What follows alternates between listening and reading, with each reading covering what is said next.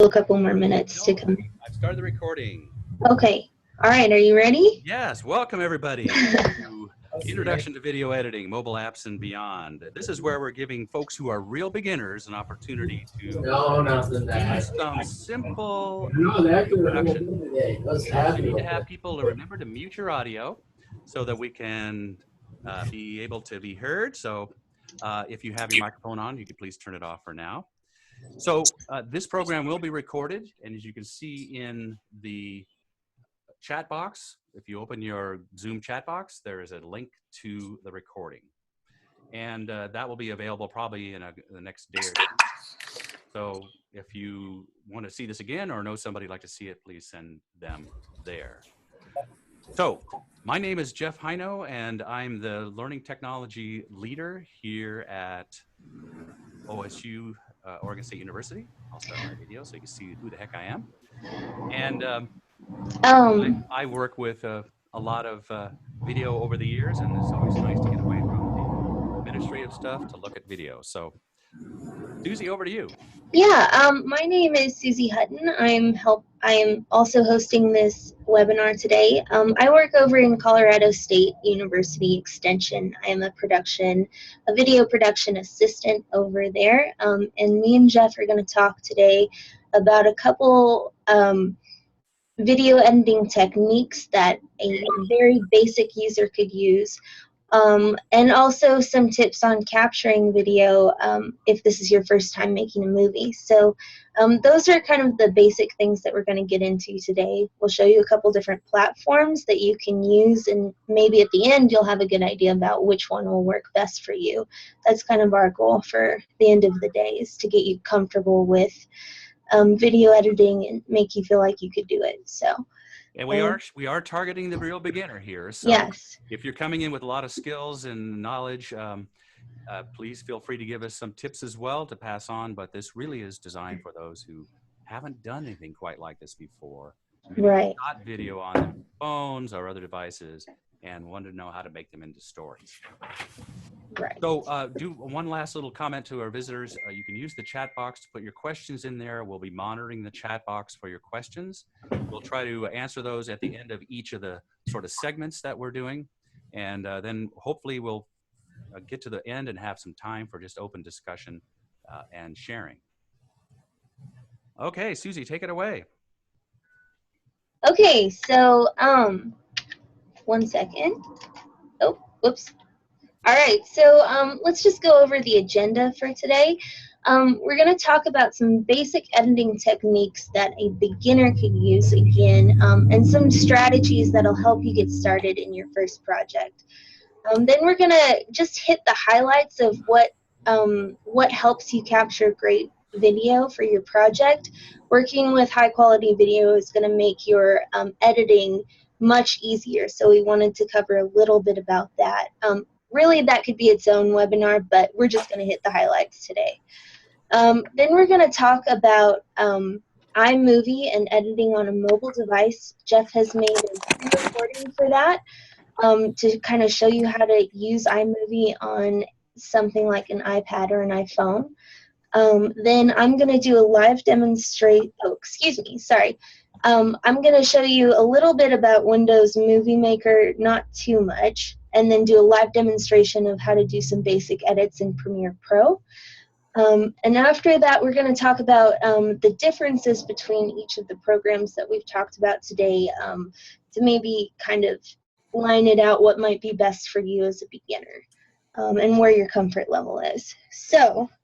And I'd like to make sure everybody understands that we're going to be showing you examples for particular programs, but right. that these should be able to apply to just about any device. There's some common terminology, there's common approaches of these programs to accomplish the basic task of editing. So if you're not using exactly the same device, don't worry. We're going to encourage you and show you how you can take your device, whatever your choice is, and make it work. By the way, I should mention Susie's working in a construction zone, so once in a while you hear a large Colorado truck go by. Right. Jeff, I'm getting some comments about your audio being a little bit quieter than mine. I can either turn mine down so it's more even, or maybe you could turn yours up. I will turn mine up. Okay, sounds good. All right.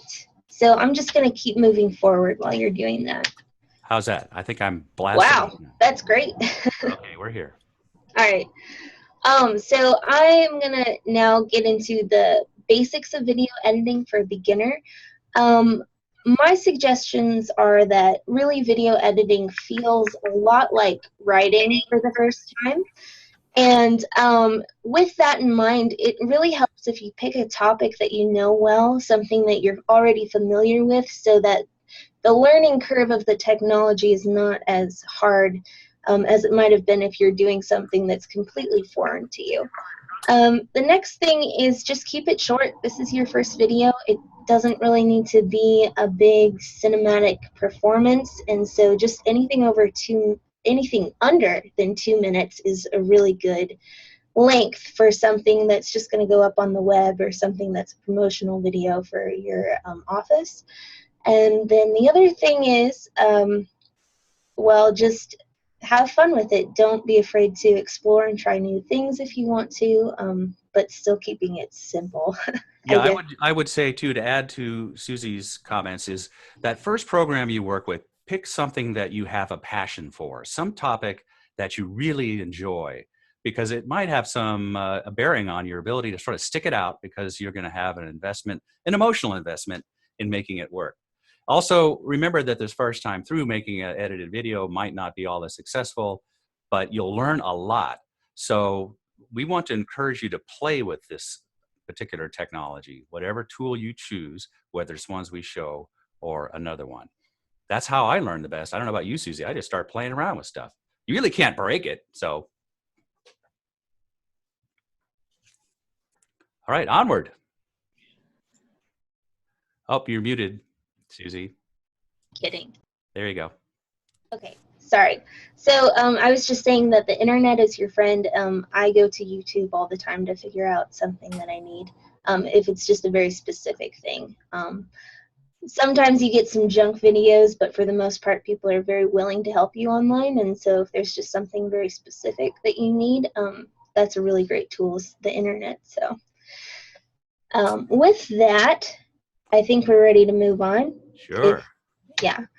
So now we're going to talk about shooting for the edit.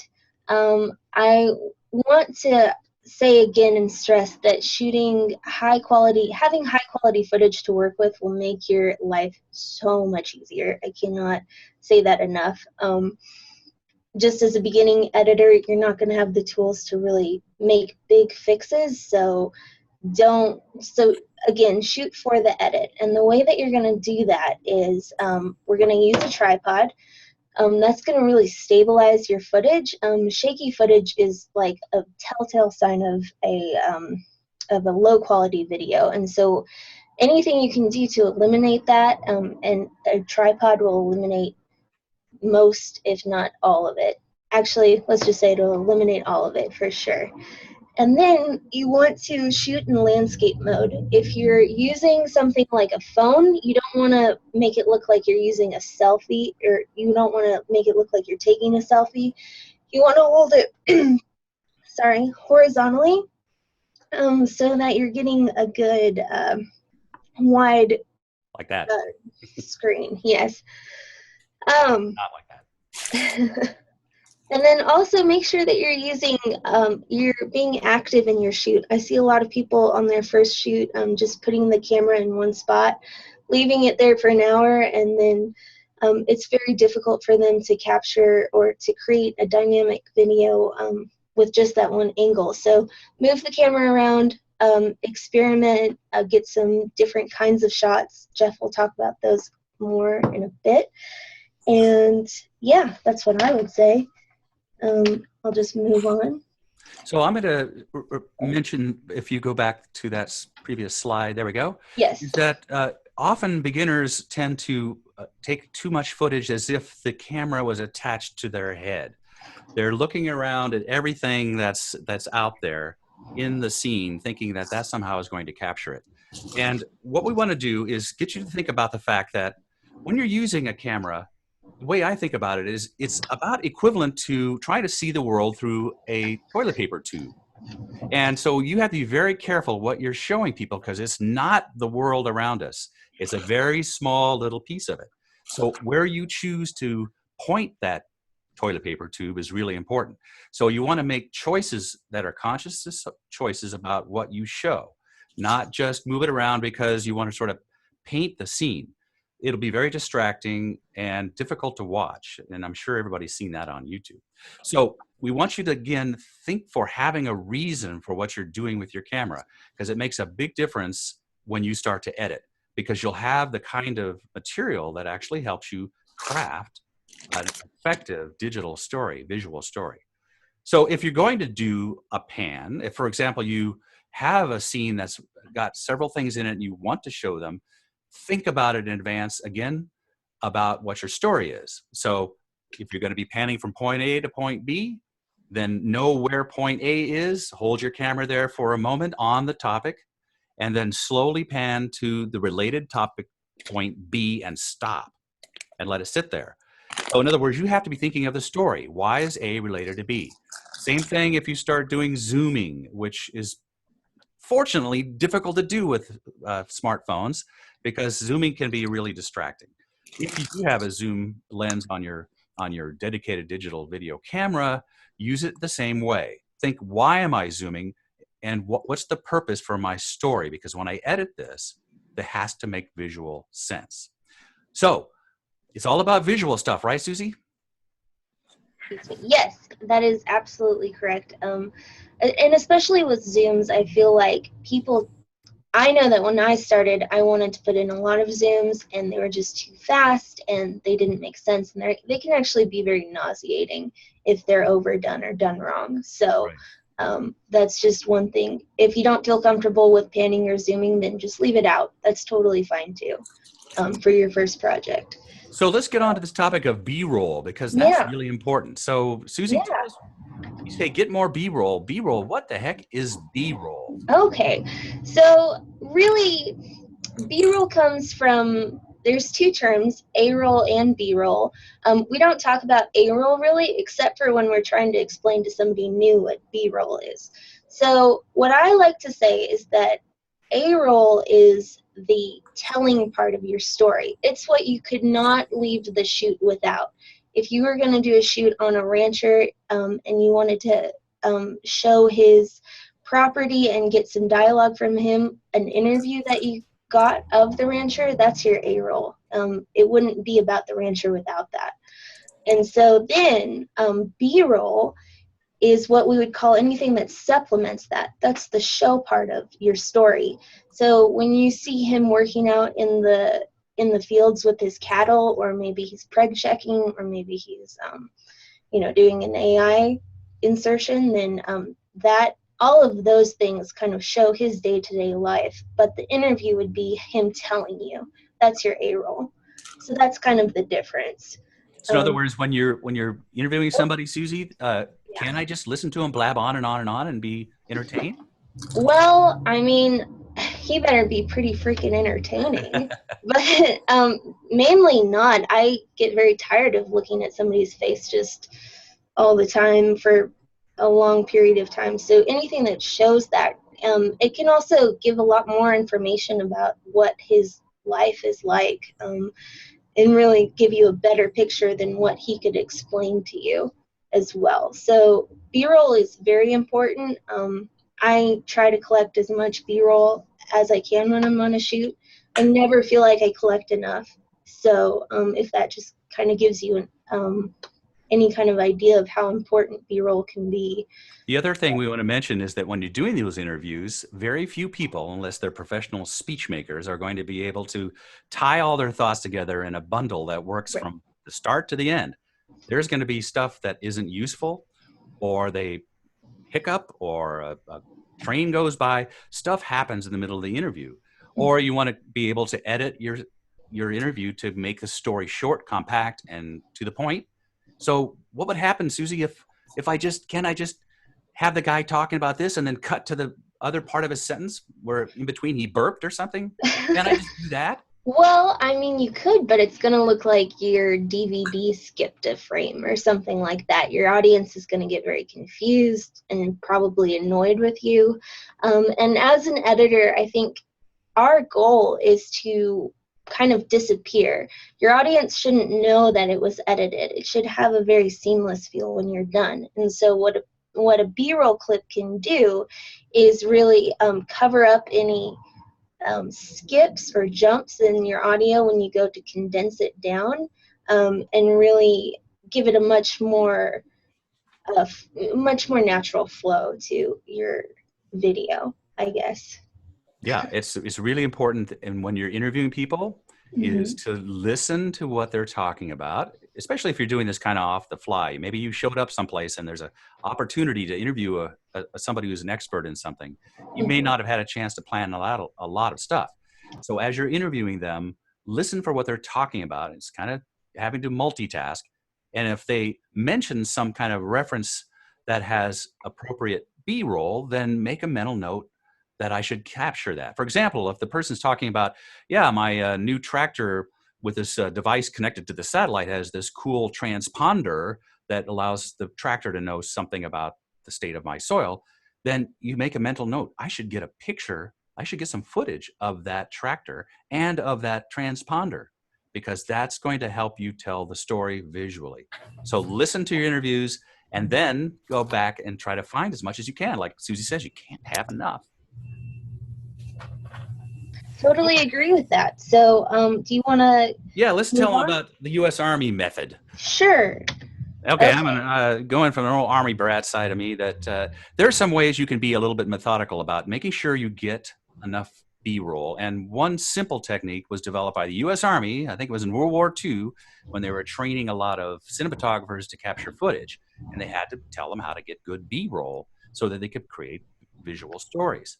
So the U.S. Army video method says first start with the scene itself, the establishment scene. For example, here, this establishment shot is a wide angle view, or if you're with your phone, you're back a ways from the scene, you establish where you are. And that way you say, the audience goes, oh, well, I'm out in a forest and looks like there's some people there. Now, the next thing that you want to do is get a little closer and go for a medium shot. Now the audience is saying, oh, okay, well, the person's there and they seem to be doing something with what appears to be a tablet or some such thing. I wonder what that is. And then you go in for the close-up. Get close, either with a zoom lens or get right up there with your phone, close to the action, get options that actually show the objects people are using or driving or doing. That's your close-up. And then finally, you've got your reestablishment shot that kind of tells the story again in a big way. So this works well for the eye. You establish where you are, you get these medium and close-up shots, and then you can pull back again to give the audience a sense of place and what your topic is. So that's the Army method. It works. Just keep that in mind a little bit. And at least those three things will help you avoid the helmet cam effect of standing there in one place.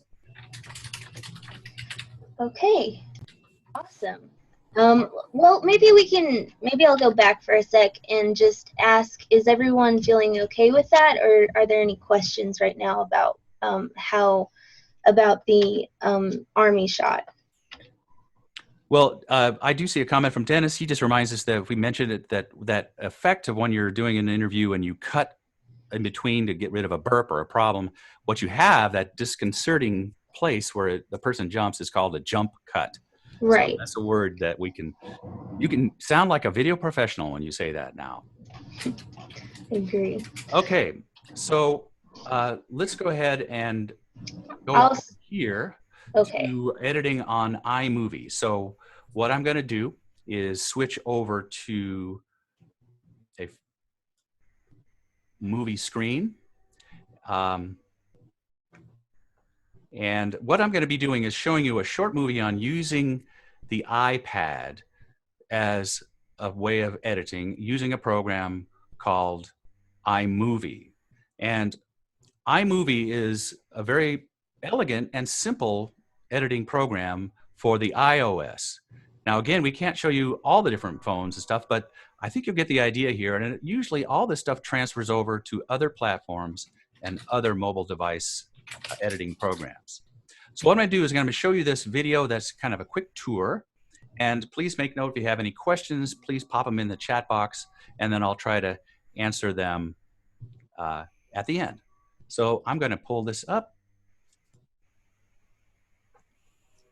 Let me get my audio in. See if this works. Are you seeing it, Susie?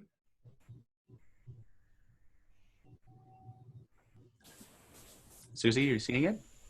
Yes, I am. Sorry. Okay. I All right, so muted. I'm going to start it up. I'd like to demonstrate how you can use a mobile device, in this case an iPad, to edit video. And I'm going to be using a program on the iPad called iMovie. iMovie is a very sophisticated but easy to use editing app, and it has a lot of capability, or you can use it in a very simple manner. This is the opening screen. You can see I have several different projects already going. I'm going to select the plus sign to add a new project to get us going. I have a choice between making a movie or a trailer. Well, we'll do the movie. So I tap movie, and I get this introductory option to select a template. In this case, many of the templates are designed for home movies. I'm going to select the one here called Modern. So I go to the upper right corner and press Create. By the way, I might move kind of fast, but these programs are easy to use. I really encourage you to play with them. There's nothing you can do that's going to break or damage anything. So have some fun with this. So I'll push Create, and this will start the process of actually having a movie. So this is the opening screen. Doesn't look like much yet, but by tapping this upper corner here, I have selected the video clips that I can add to the program. Down below here, this is called the timeline, and up here will be the monitor of what we're developing. So I'm going to go ahead and select my recently added.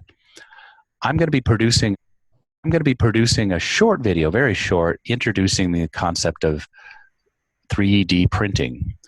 And I had a chance to interview my good friend Paul Hill, colleague from Utah. And I'm going to start by bringing in a clip of Paul in a mini interview that I did with him. So what I do is just go down and actually tap on Paul. And then you'll see a little menu option here. The down arrow means download, or I can play the clip. Let's go ahead and download this clip of Paul to the timeline. Okay, now things are starting to happen on the timeline. If I tap the screen, I see that I can actually see the entire clip of Paul. It's a long one. My hope here is I want to make just a short video that has Paul introducing 3D printing. So what I'll do is just select a first portion of this. Really fun trinkets, and so. And you can hear Paul talking there. Probably the most useful thing is I created a mount. There, I want to come in on that spot where he says probably the most useful thing. Probably the most useful thing is. Okay, so what I'm doing is I'm actually sliding the lower clip just by swiping left and right. And if I tap the clip, I can actually get this tail, a head and tail option with the yellow border. That means this is active. If I just go ahead and grab that yellow head, I can slide it to roughly where I hope to be. Let's find out if I got close. All sorts of really fun trinkets, and so probably the most useful thing is I didn't quite get it, so I'm going to try it again. This takes a little practice. Probably the most useful thing is I created. There we go. Maybe a little bit of I'll just grab that again. Get that out. Probably the most useful. There we thing go. Is I created so there's Paul. A mount for my phone and my. Now it's a little quiet, so what I can do is actually adjust the volume. Watch how easy this is to do. All I do is tap the clip, make it active, and down below you'll see some options. We'll be talking about a couple of these. In the middle is volume. So guess what? If I tap that, I can actually get a volume indicator at the bottom. I'm going to slide that up to boost it up a bit. Now when I play it, in the same place, and they charge there and everything. A little better. Okay, so there I've got Paul in there, and now I want to be able to cut this clip where this intro statement is, so I'll just slide it. Give us a quick tour. Okay, there's something where, whoops, he just says you can print anything you want. You can image it, and then you can print it. Give us a quick tour. Okay, so I kind of come in and start talking there. So I want to be able to stop the clip there. To do that, I'm going to want to actually split the clip. So I tap it to make it active. Then down below you see the scissors there under actions. If you select that, it actually will then give you the menu of split, detach audio, or duplicate. I want to split the clip here. My hope is I want to shorten this clip. So I select split, and that's what happens. Now there's this stuff off to the right or the stuff off to the left. I want to keep the stuff to the left. The stuff to the right I'm going to delete. It doesn't really go away from your computer. It's only disappearing from the timeline. Let's see if I got it right. I'm going to back up and see. I mean, if you can dream it up, you can image it, and then you can print it. Give us a quick tour. Okay, so I have a little bit of a tab where I say something, so I can just take that, slide it just a little bit to get rid of me asking the next question, and drive it over here. And you can image it, and then you can print it. There we go. Okay, but I'd like to add some introductory B-roll showing the printer in operation. So what I'm going to do is go back to the beginning, slide it over, and then go up to my clips, and I'm going to select this clip here, and I'm going to, again, select the arrow to download it to the video, and it's added this introductory clip. Now it's quite long. All I need is a couple of moments of it. So what I can do is, again, split the clip here. So I'll just go in a little ways, kind of guesstimating, touch the clip, go down to the scissors, select split, and now I have an introductory piece, and I've got some leftover I don't want. So all I do is go down to the delete in the lower right corner and get rid of that. Okay, so now I have, if I back this up, I have an introductory piece. I'm seeing the printer in operation. I would argue that Did a lot of noise. I can get rid of that later. And then there's a transition. Probably the most useful thing is I created a mount for my phone and my. Okay. So what I want to do now, though, is I'd like to hear Paul speaking before I see him. And to do that is very easy with iMovie. So what I'm going to do is tap the clip with Paul, make it active. And if you look down below, there is a detach audio option. Watch what happens when I do that. Then Paul's audio is now separate from his video. Since I want to start hearing Paul while we're still seeing the video 3D printer, all I have to do is take a hold of Paul's video component, and I'm going to grab the yellow boundary and slide to the right a little ways. You can see that now his audio is located with underneath the video of the 3D printer, and then he comes back. Let's see if that worked. So I'll go back here, start in a little ways. There's the printer. Probably the most useful thing is I created a mount for my phone and my Apple Watch, and so I have it. Okay, so there you have it. So now we're hearing Paul and seeing Paul a little later. A couple things you can do here. What about a transition? I'd like to put a dissolve or something between these two clips. If you look here in the middle, that's the dissolve icon. If I tap that, it brings up options for themes, dissolves, and some other slides and wipes, etc. It's best to keep it simple. Don't overdo it with these, otherwise it starts looking rather amateurish. I'm going to select a dissolve. So I click on the dissolve, tap it, and now let's go back and see what we have, play it. Probably the most useful thing is I created a mount for my phone and my Apple Watch. There you have a nice dissolve between the two. Another thing you may want to do often is to provide titles and text, and that's easy to do. Let's put a title on the front of this. So I slide her back to the beginning, tap the intro clip, and down at the bottom you see titles with the T icon. So let's select titles, and now it gives you a bunch of options, both fancy and schmancy. I'm going to choose standard, just straightforward. You can have fun with these. Now it's placed the title options up on my program. You can see it has a pre-title and the title and then a subtitle. I'm going to tap on the big title text, and now it's active. I'm going to erase the prompt and put in my title, 3D printing. Okay, so I'm done with that. Now you've got these other title texts you don't want. Just merely tap those. You'll see a little X that shows up. Just go ahead and tap that. Get rid of these little subtitles that you're not using. You could use them if you want to. Okay, so now I'm done.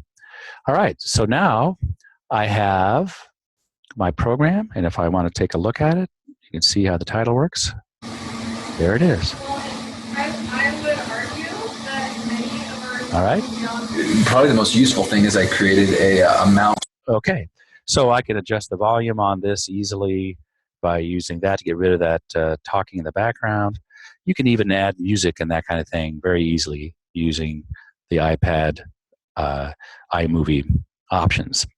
So there you have it. I've created just a very brief little intro to what would be a longer video eventually about 3D printing. Last thing I need to do is go up to the upper left corner, and press done. And just creating the video now. There it is. And now it's full screen that you can actually play and see that it actually works. And from there, you can easily upload to YouTube. So there you have it, iMovie. It's easy, it's fun, and a great way to get started in video production.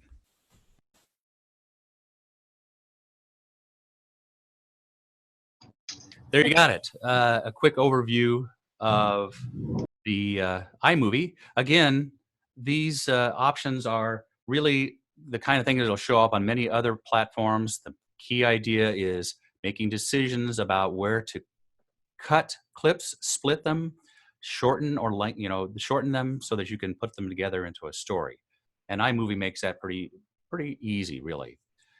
So with that, I think I'll look over and see if anybody has any questions about iMovie. Okay, and I'm going to get back to the PowerPoint.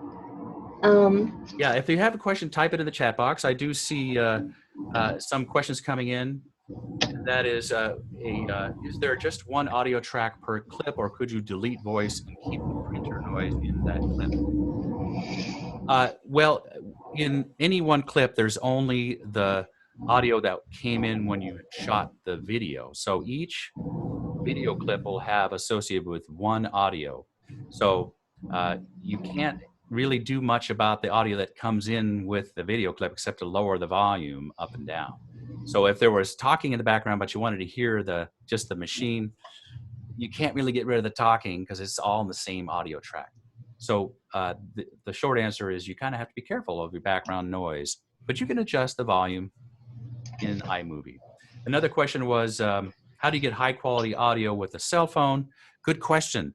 When I use a cell phone, iPhone, I actually use a small lapel microphone that you can get. You can buy one for about, I think they're around $70. Not cheap, but not too expensive. And it gives you a wired direct link to your phone so that you can avoid a lot of problems. So I would recommend getting a lavalier mic for doing the interviews. Otherwise, I think the onboard mic is pretty good for ambient sound, don't you, Susie? Yeah, I think so.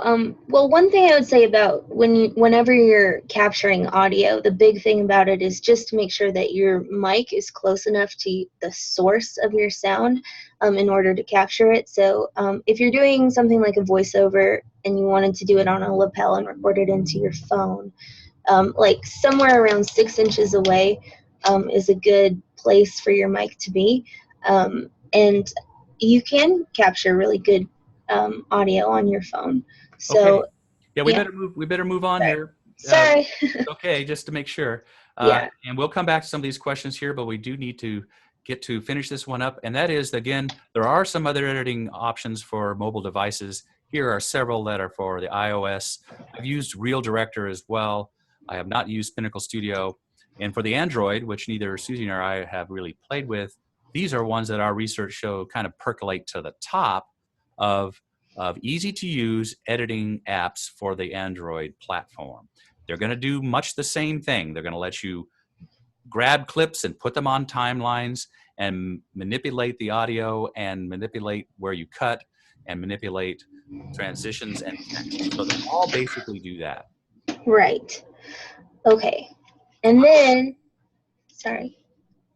All right, so I'm going to move on. So I just wanted to talk about a free version of an editing software that you can use if you're on a PC. iMovie comes free on Macs, but for Windows, you can use Moviemaker. It's kind of this, it has the same feel to iMovie in a way. I feel like it's even more simple. You can see on the right, or excuse me, on the left, this panel in here where that yellow screen is, that's where you edit, that's where you can put in text graphics and edit in real time, or look at your edits in real time. And then over on the left, this little bar here is what we call the ribbon in Moviemaker. And that's where you can make your cuts and add transitions. You can also trim down your clips if you click into the edit tools, which will bring up this. Trimming is just shortening a clip, whereas when you're cutting out a clip, you're usually cutting out big sections, and that's probably the big difference between trimming and cutting, if we wanted to get into that. But I'm not going to talk too much about that. I feel like it's very similar, and I want to get into editing in Premiere, if that's okay with everybody. So with Premiere, I wanted to show you, this is what the, excuse me, this is what the interface looks like. We'll show you a little bit more detail in that when I get into it. So I'm just going to stop my share for a sec and move over. Okay. And before I get into Premiere Pro, I just wanted to show you the way that I organize all my media files, because I think that organization is a really, really important part of being efficient when you edit, and it's always good to start good habits in the beginning. So this is what I've created for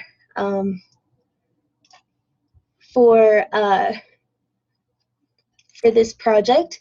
Here you can see I've created a few different files. Each one is separate for different kinds of files. So this is a video file. That's where you capture all your raw video and put it in there. This is for if you stills are for anything like pictures. These are for individual Premiere projects. If you have something like logos that you have to put in, I usually create a graphics file for that. And then a separate file for any rough drafts of your videos that you finish. Then you have one for any audio, so WAV file, those things go into here. And then Adobe will set up a file automatically called autosave. What autosave does is it will automatically save your projects as you're going along. That's kind of a double-edged sword, because each time it creates a new project, actually. So it can eat up a lot of space on your hard drive. But if you have a crash, and Adobe is prone to crashes, that can really save a lot of time. It's just going back over to the autosave and starting back. Maybe instead of being a day behind, you'll be maybe 15 minutes behind where you were. So with that, I'm going to open up Premiere Pro and show you how to start a new file.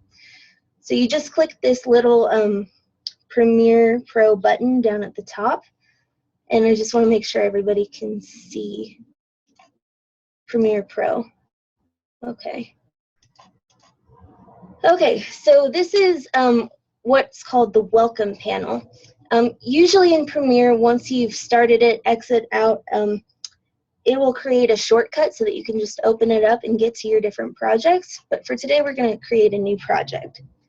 So here we're going to just put in something like webinar practice is what we're going to call this. And that is the name of your file, of your new project, excuse me. Location will tell Adobe where you want it to save. So you want to click Browse and make sure that it's going to the file that you want, and we're going to put it in here. Select that folder, and then pretty much everything else for today for basic video editing you can just leave to the default settings, and that will be fine.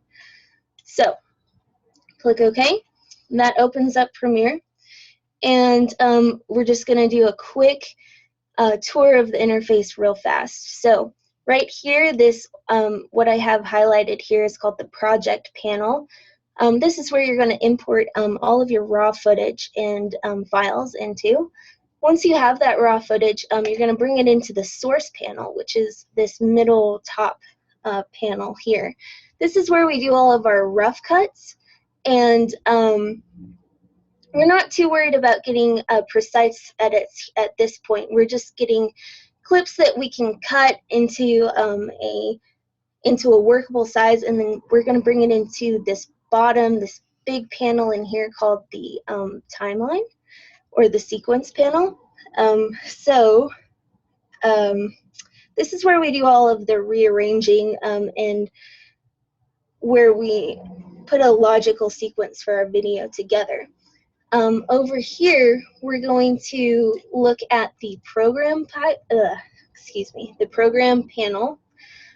This is going to show you all of your edits in real time. So what a lot of your editing workflow is going to look like is you're going to do an edit in your timeline, go back up to the program, make sure it's okay, move on to the next edit, back up to the program, and just you keep watching it as it goes on. So then next, we're going to look at the effects panel. This is where all your fancy schmancy edits are. It's where color correction, green screen, audio edits are. We're not going to worry about any of those today. We're only going to worry about this little tab here that says video transitions, and put those in later on. So the only other thing I wanted to show you in here is how to import things. So you're going to go up to File, and then scroll down to Import. You can choose a file, whichever one you want. Click Open, and then you can see it's already in my project panel. So that's how you import things. I'm going to close this, and I'm going to go to a Premiere project where I've already imported all of the files that I want into it. So just give me one moment.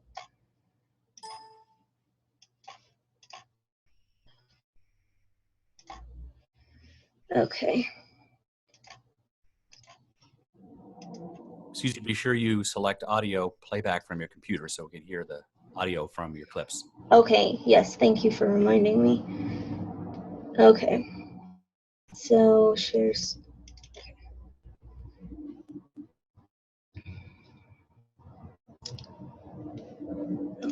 Okay.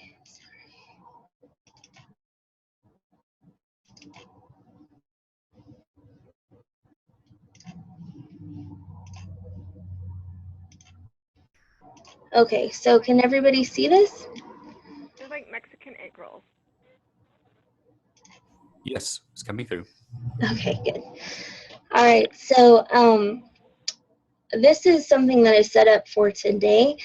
I'm just going to show you how I do a small video right now. So I've imported in some audio files. This was actually meant for a video that is going to have a voiceover on it. And let me just make sure you can The start of harvest season in Colorado. Could you get that? I think I may have. Sorry. No, it was coming through fine. Oh, it was? Oh, dang it. All right. All right, so we're just going to pick out some audio and bring it into the timeline. So I'm going to hit this button right here. This is my endpoint, which marks the point where I want it to come in. Of harvest season in Colorado means the opening of pumpkin patches at places like Anderson Farms in Erie. Okay. And then I'm going to hit this button right here, which is my out point.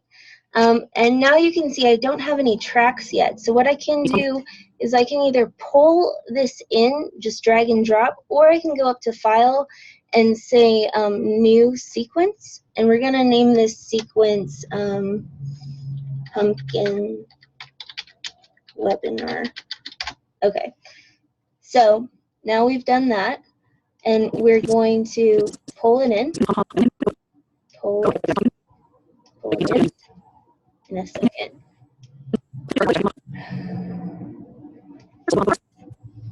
Excuse me.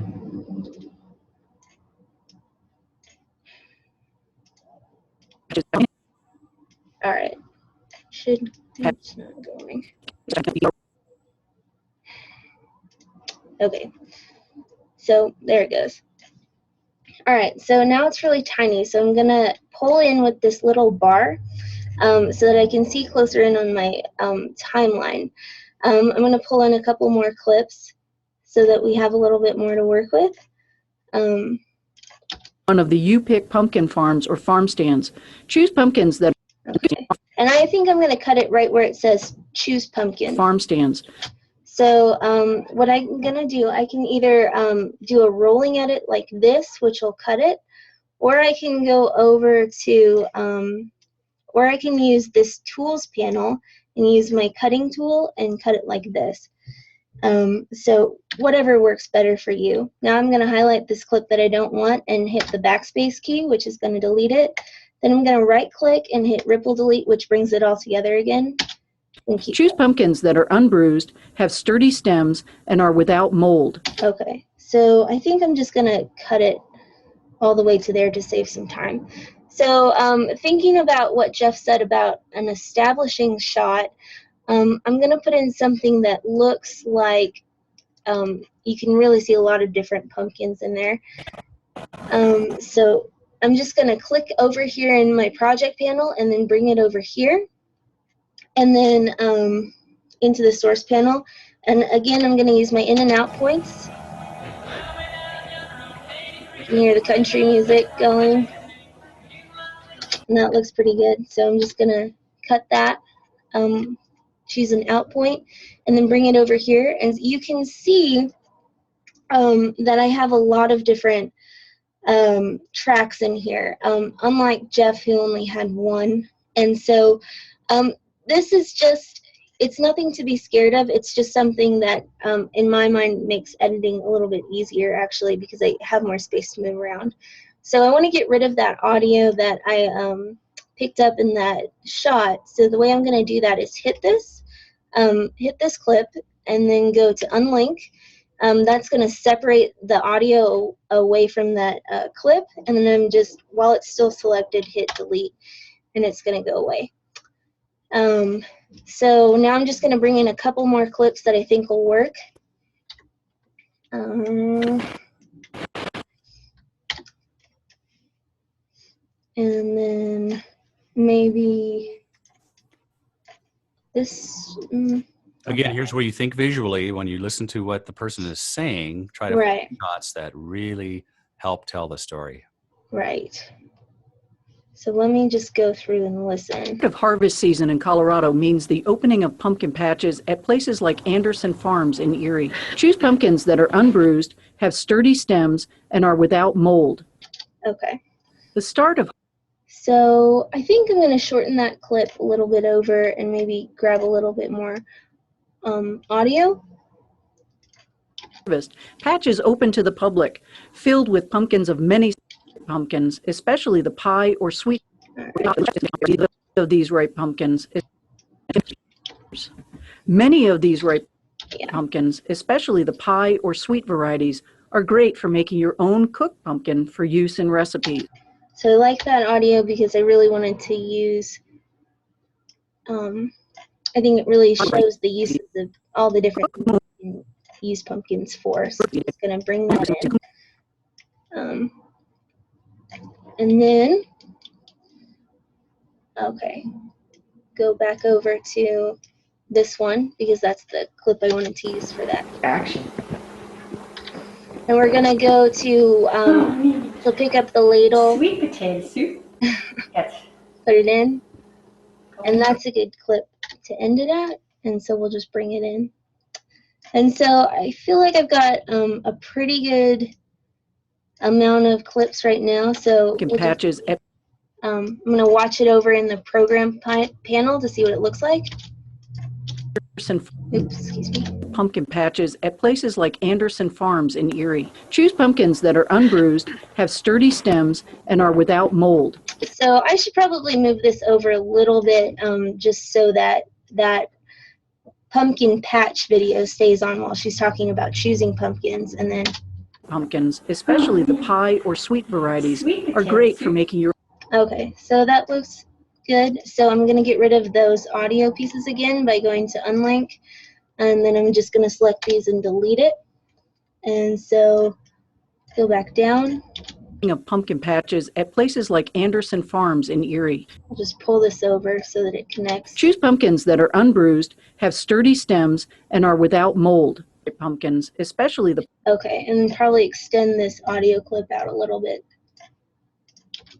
many of these ripe pumpkins, Yeah. especially Okay, so that looks pretty good. All right, so now what we're going to talk about is putting in titles. Okay, so we'll go up here to the title panel and then go up to new titles. Default still, and I'm just going to call this pumpkins. Put that in. Okay, so unlike Jeff's, I don't get a little template for my titles. I have to create a template. I have to create a title box, and I'm just going to put in pumpkins.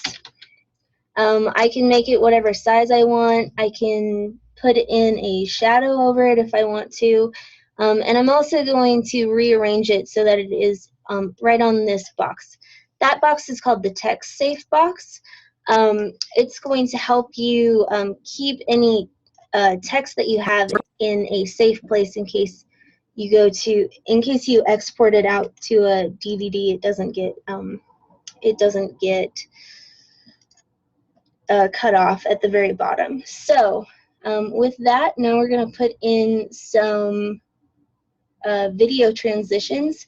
Like Jeff said, we want to stick to something like a dissolve that's not very distracting. I like dip to black, so that's what I'm going to use. And just put it in right there. And now I've got a rough draft of something that I'm ready to export out. So what I'm going to do is go back up to File, Export, and then to Media.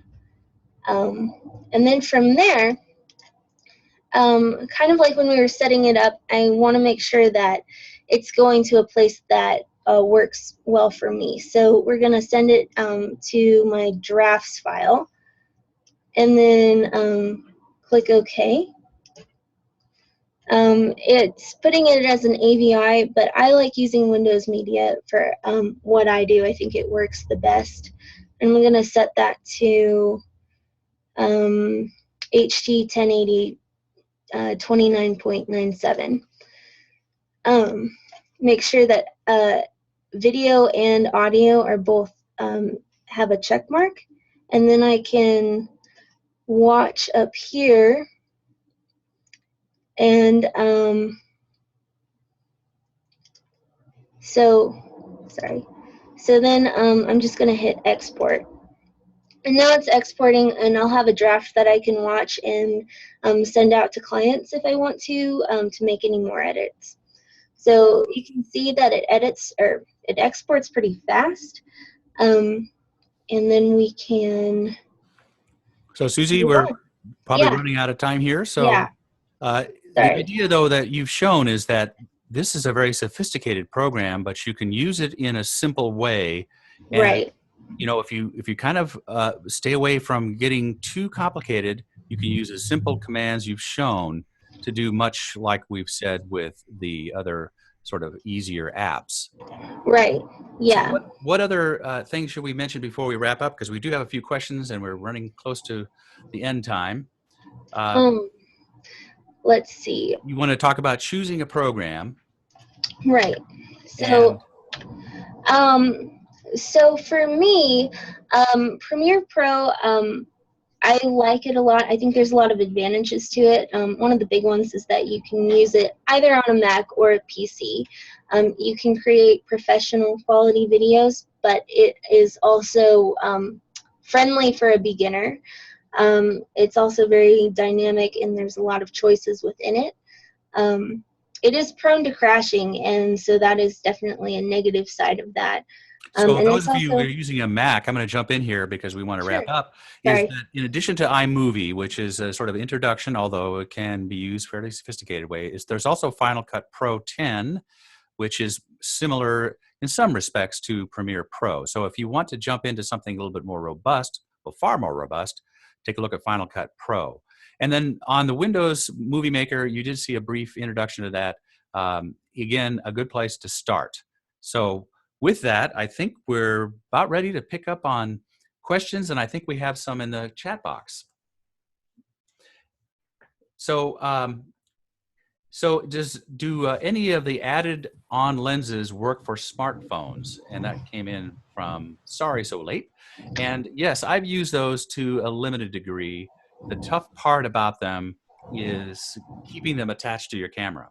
And they all have different ways of doing that. And if you don't mind carrying a little bag of lenses with you when you're walking around, that's fine. What I find though often with a phone is it's like available right when something cool is happening and you don't have all your lenses.